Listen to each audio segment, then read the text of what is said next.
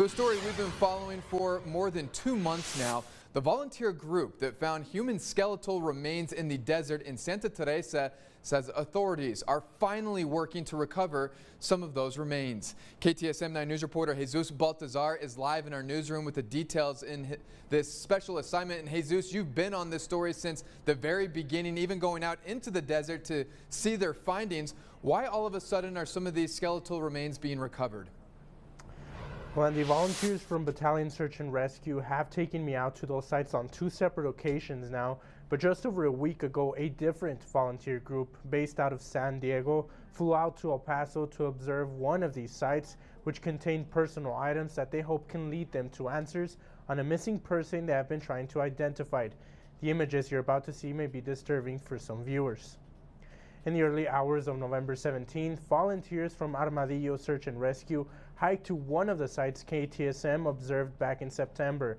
That's where they found the same female clothing and other personal items, including an ID, which they believe could match a Salvadoran citizen they have been trying to help her family find for over a year.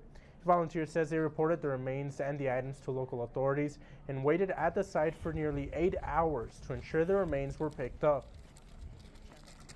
The last time her family knew about her, it was back in June 2023. So if those remains belong to her, she has been there almost 1.5 years. It's been a long time, for her family to be waiting for her that long.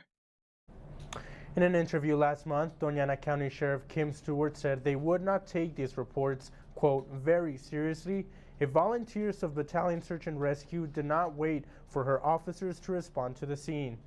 Ortigosa says if the remains do in fact belong to the person they are looking for, this could bring closure to the family.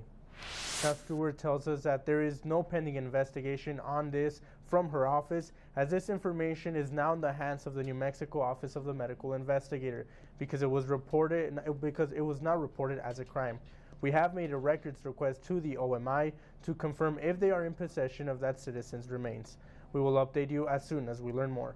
From the newsroom, Jesus Baltazar, KTSM 9 News. Hey,